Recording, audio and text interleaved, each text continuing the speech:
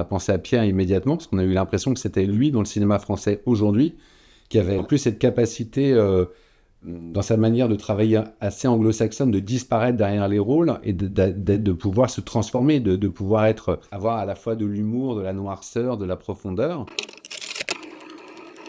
Bonjour, je suis Alexandre de la Patelière. Bonjour, je suis Mathieu de la Porte. Nous sommes les réalisateurs et auteurs du film Le Comte de Monte Cristo.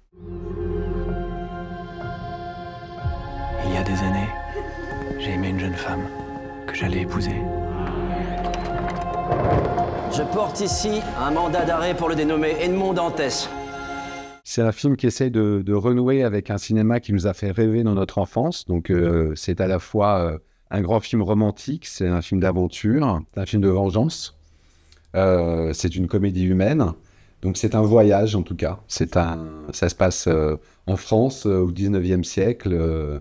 Je dirais c'est un film noir qui se passe sur 20 ans, mais avec une vengeance pendant un été brûlant. C'est un livre d'Alexandre Dumas qui date du 19e siècle.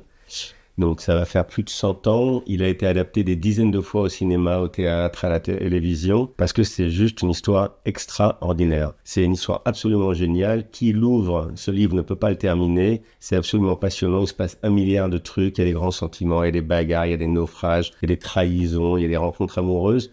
Donc je pense que c'est un livre qui ne laisse personne indifférent. Et nous, on a eu très envie de le reprendre et de le refaire vivre ça au public actuel.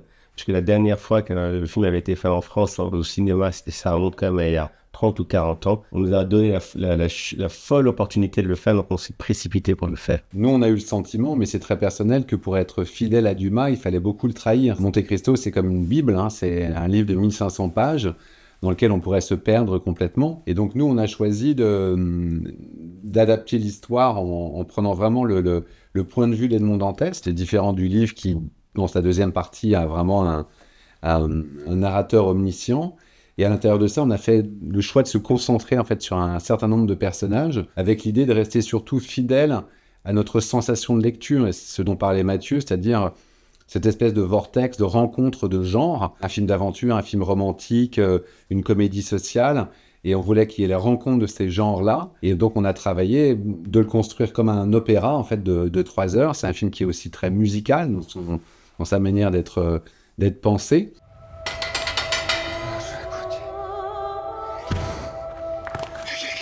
Je suis l'abbé Faria. Et moi, je te porte le plus grand trésor que la Terre ait jamais porté. Et je sais où se trouve le trésor. À partir de maintenant, c'est moi qui récompense. Et c'est moi qui punis. En vivant toute l'histoire à travers son point de vue, on a voulu que le spectateur vive avec lui ces différentes transformations et vive avec lui ce qui lui arrivait. Cette promesse de vie flamboyante, il va se marier, il va être capitaine, il a une vie merveilleuse qui lui tend les bras, il est trahi, victime d'un complot, jeté en prison. Et là, pendant 10, 15 longues années, il est en prison, il rencontre un mentor qui va lui apprendre à réfléchir, il va lui apprendre les sciences, qui va lui apprendre à penser par lui-même. Il va lui permettre de s'évader et lui confier l'origine d'un extraordinaire trésor. Il va revenir. Donc, on a travaillé sur ces différentes transformations. Le roman d'initiation, ensuite le roman de prison, ensuite la vengeance. Et ce qu'on souhaitait faire, c'était que le spectateur avait envie, comme lui, de se venger. Qu'on jouissait de cette vengeance, on jouissait de la préparation. On voit le grand marionnettiste qui prépare sa vengeance. Et donc, le spectateur est totalement avec lui et a envie de se venger. Et à partir de là, on va toujours un peu plus loin, jusqu'à que le spectateur ne soit un peu dégoûté, pas écœuré, pas dépassé par cette vengeance, et que le personnage de Monte Cristo lui-même nous échappe, sa vengeance nous échappe, et qu'au fond, en tant que spectateur, on ressent ce que lui-même ressent. On avait pris le parti pris avec Mathieu, et c'est une des premières idées qu'on a eues, qui était de conserver les mêmes acteurs pour jouer les 20 ans que dure cette histoire. On n'a pas fait de liste d'acteurs, on a pensé à Pierre immédiatement, parce qu'on a eu l'impression que c'était lui dans le cinéma français aujourd'hui, qui avait l'âge, donc une trentaine d'années, pour incarner tout ça. Et en plus, cette capacité, dans sa manière de travailler assez anglo-saxonne, de disparaître derrière les rôles et de pouvoir se transformer, de pouvoir avoir à la fois de l'humour, de la noirceur, de la profondeur.